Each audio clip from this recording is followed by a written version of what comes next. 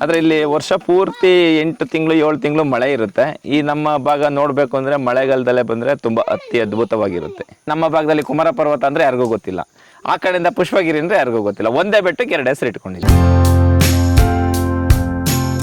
ಇಲ್ಲಿಂದ ಏನು ಒಂದು 1 ಕಿಲೋಮೀಟರ್ ಆಗುತ್ತೆ. ಇದೇ ರೋಡಲ್ಲಿ ಹೋದರೆ ಸ್ಟ್ರೈಟು ಡೆಡ್ ಎಂಡ್ ಅದೇನೆ ಮಲ್ಲಳ್ಳಿ. ಅಲ್ಲೊಂದು ಊರಿದೆ ಮಲ್ಲಳ್ಳಿ ಅಂತ, ಅದಕ್ಕೆ ಮಲ್ಲಳ್ಳಿ ಫಾಲ್ಸ್ ಅಂತ ಹೆಸರು. ಇದು ಬಂದು ನಮ್ಮ ಕೊಡಗಲ್ಲಿ ಸೋಮವಾರಪೇಟೆ ತಾಲೂಕು ಕುಮಾರಳ್ಳಿ ಗ್ರಾಮದಲ್ಲಿ ಇರೋಂಥದ್ದು. ಇಲ್ಲಿ ಅದ್ರ ಪಕ್ಕನೇ ಹೋದರೆ ಆಯತನ್ ರೆಸಾರ್ಟ್ ಅಂತ ಒಂದು 5 ಸ್ಟಾರ್ ಹೋಟ್ಲ್ ಇದೆ. ಒಳ್ಳೆ ದೊಡ್ಡದಾಗಿದೆ, ಚೆನ್ನಾಗಿದೆ. ಅದು ಫುಲ್ ಫೇಮಸ್ ಅಲ್ಲ? Full famous. ಅದು ತುಂಬ ಚೆನ್ನಾಗಿದೆ. ಅದೊಂದು ಹೇಗಿದೆ ಅಂದರೆ ನೇಚರ್ ಒಳಗಡೆ ಇದೆ. ಸ್ವಲ್ಪ ಮುಂದೆ ಹೋದರೆ ಪುಷ್ಪಗಿರಿ ಅಂತ ಹೆಸರಿದೆ. ಪುಷ್ಪಗಿರಿನ ಹೆಸರು ಯಾವ ಥರ ಅಂದರೆ, ನಾವು ಈ ಕಡೆಯಿಂದ ಪುಷ್ಪಗಿರಿ ಅಂತ ಹೇಳ್ತೀವಿ. ಸುಬ್ರಹ್ಮಣ್ಯ ರೋಡಿಂದ, ಸುಬ್ರಹ್ಮಣ್ಯದಿಂದ ಬ್ಯಾಕ್ ಸೈಡ್ ಕಾಣುತ್ತಲ್ಲ, ಅದನ್ನು ಅಲ್ಲಿ ಏನು ಹೇಳ್ತಾರೆ ಕುಮಾರ ಪರ್ವತ ಅಂತಾರೆ. ನಮ್ಮ ಈ ಕೊಡಗಿನಲ್ಲೆಲ್ಲ ಪುಷ್ಪಗಿರಿ ಅಂತ ಹೇಳ್ತಾರೆ. ಕೆಲವರು ಪುಷ್ಪಗಿರಿ ಅಂತ ಕೇಳಿದರೆ ಅಲ್ಲಿ ಬೇಲೂರು ಹತ್ರ ಒಂದು ದೇವಸ್ಥಾನ ಇದೆ, ಆ ದೇವಸ್ಥಾನ ಅಂತ ಕೇಳ್ತಾರೆ. ಅದೇ ಬೇರೆ ಇದೇ ಬೇರೆ. ಹಾಗೆ ಅದೆಲ್ಲ ಇಲ್ಲಿ ಒಂದು ನಿಯರೆಸ್ಟ್ ಜಾಗ.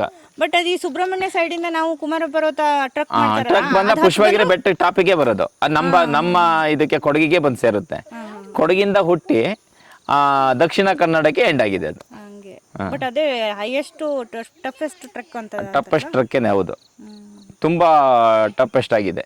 ಕುಮಾರ ಪರ್ವತಕ್ಕೆ ಪುಷ್ಪಗಿರಿನದು. ನಮ್ಮ ಕಡೆ ನಮ್ಮ ಭಾಗದಲ್ಲಿ ಕುಮಾರ ಪರ್ವತ ಅಂದರೆ ಯಾರಿಗೂ ಗೊತ್ತಿಲ್ಲ, ಆ ಕಡೆಯಿಂದ ಪುಷ್ಪಗಿರಿ ಅಂದರೆ ಯಾರಿಗೂ ಗೊತ್ತಿಲ್ಲ. ಒಂದೇ ಬೆಟ್ಟಕ್ಕೆ 2 ಹೆಸರು ಇಟ್ಕೊಂಡಿದ್ದೀವಿ. ಇಲ್ಲಿಂದ ಎಷ್ಟು ಡಿಸ್ಟೆನ್ಸ್ ಪುಷ್ಪಗಿರಿ ಬೆಟ್ಟ ಹತ್ತೋದಕ್ಕೆ ಒಂದು 8 ರಿಂದ 9 10 ಕಿಲೋಮೀಟರ್ ಆಗುತ್ತೆ. ಬೆಟ್ಟ ಟಾಪ್ಗೆ ತುತ್ತ ತುದಿಗೆ ಹೋಗ್ಬೇಕು ಅಂದ್ರೆ 10 ಕಿಲೋಮೀಟರ್ ಮೇಲಾಗುತ್ತೆ. ಟ್ರಕ್ ಮಾಡ್ಕೊಂಡು ಹೋಗೋದು. ಗಾಡಿ ಹೋಗುತ್ತಾ? ಗಾಡಿ ಹೋಗಲ್ಲ. ಗಾಡಿ ಅಂದ್ರೆ ಒಂದು ಫಾರೆಸ್ಟ್ ಲಿಂಗದ ಹೊಳೆ ಅಂತಿದೆ. ಲಿಂಗದ ಹೊಳೆ ಅಂತ ಏನಿದೆ ಅಂದ್ರೆ, ಅದಕ್ಕೆ ನಮ್ಮ ಕುಮಾರ ಪರ್ವತ ಅಂತೀವಲ್ಲ, ನಾವು ಇಲ್ಲಿ ಲಿಂಗದ ಹೊಳೆ ಅಂತ ಹೇಳ್ತೀವಿ. ಅದೇನೋ ಆ ಕಾಲದಲ್ಲಿ ಹೇಳ್ತಾರೆ ಲಿಂಗ ಉದ್ಭವ ಆಗಿರುವಂತ ಹೊಳೆ ಅಂತ. ಅದಕ್ಕೆ ಲಿಂಗದ ಹೊಳೆ ಅಂತೇಳಿ ಅಲ್ಲಿ ಇದಕ್ಕೆ ಹೋಗ್ಬೇಕಾದ್ರೆ ಇಲ್ಲಿ ಪುಷ್ಪಗಿರಿ ಕುಮಾರ ಪರ್ವತ ಆಯ್ತು. ಅಲ್ಲಿಗೆ ಹೋಗ್ಬೇಕಾದ್ರೆ ಇಲ್ಲಿ ಲಿಂಗದ ಹೊಳೆ ಹೋಗಿ ಅಲ್ಲಿ ಕುಮಾರಧಾರ ಆಗೋಗುತ್ತೆ. ಆ ತರ ಅದೇ ಕುಮಾರಧಾರ ನದಿ ಸುಬ್ರಹ್ಮಣ್ಯದಲ್ಲಿ ಹರಿತಾ ಇತ್ತಲ್ಲ, ಅದು ನಮ್ಮ ಇಲ್ಲೇನೆ ಉಗಮ ಸ್ಥಾನ. ಅದು ಎಲ್ಲಿ ಬೆಟ್ಟದಿಂದ ಹರಿದು ಹಾಗೆ ಹೋಗ್ತಾ ಎಲ್ಲ ನದಿಗಳು ಸೇರಿದ ಚಿಕ್ಕ ಚಿಕ್ಕವು ಕುಮಾರ ಪರ್ವತ ಆಗುತ್ತೆ. ಲಿಂಗದಳ ಹೋಗಿ ಕುಮಾರ ಪರ್ವತ ಆಗುತ್ತೆ.